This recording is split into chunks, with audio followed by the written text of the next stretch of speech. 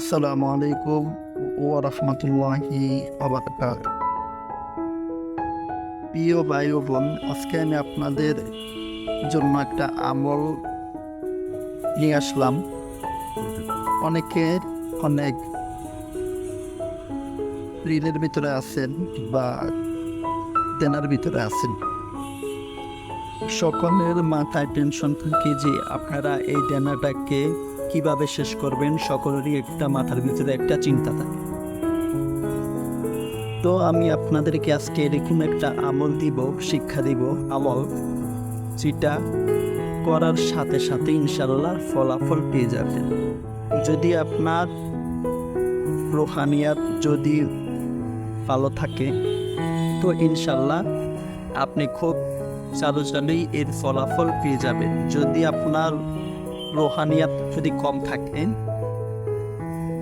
তাহলে আপনি এই আমলটা 7 দিন পর্যন্ত চালায় যাবেন বা 11 দিন পর্যন্ত এই আমলটা চালায় যাবেন। আমলটা করবেন শুক্রবার দিন থেকে আসরের পর, আর সব থেকে ভালো হয় ফজরের নামাজের পর আর হচ্ছে মাগরিবের নামাজের পর।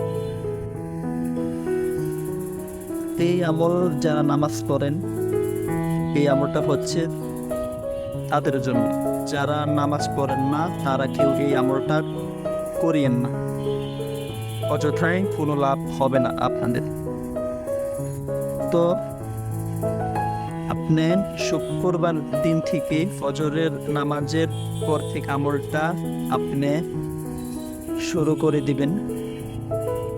আপনি নামাজের পর আপনার শরীরে একটু আতর লাগাই দিবেন, এমনকি সামনে যদি পারেন 3টা আগরবাতিও জ্বালাই দিবেন ফজরের নামাজের পর। তো ক্যাবলা দেখি মুখ পড়িয়া 11 বার দুরূদ শরীফ পাঠ করবেন, 3 বার ইস্তেগফার পাঠ করে নেবেন। তারপরে আমার স্ক্রিনে একটু নজর করেন যে একটা আজিমত আল্লাহর নাম, এটা আপনারা 1100 বার পাঠ করবেন। 1100 নামটি হচ্ছে ইয়া সাত্তাহু, ইয়া সাত্তাহু, ইয়া সাত্তাহু। এটা 1100 বার পাঠ করবেন। করার পরে আপনি আবার 11 বার দুরূদ শরীফ পাঠ করবেন, 3 বার ইস্তেগফার পাঠ করবেন আল্লাহর কাছে। এরপরে আপনি মুনাজাত ধরবেন। আপনার যেই সমস্যা, আপনার যেই ঋণ আছে ওইটা নিয়ে আপনি আল্লাহর দরবারে আপনি প্রার্থনা করবেন। ইনশাল্লাহ আপনি এমনটা করেন 7 দিন বা 11 দিন পর্যন্ত করেন। ইনশাল্লাহ আল্লাহ তাআলা আপনাকে আপনার ঋণ থেকে মুক্ত দান করবে ইনশাল্লাহ তাআলা।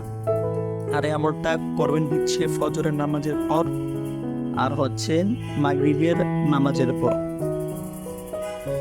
তো সকলেই ভালো থাকুন, আর আমার চ্যানেলটাকে সকলে সাবস্ক্রাইব করে দিবেন, শেয়ার করবেন এবং কি কমেন্ট করবেন। আসসালামু আলাইকুম ওয়া রাহমাতুল্লাহি ওয়া বারাকাতুহু। জাযাকাল্লাহু খাইরান।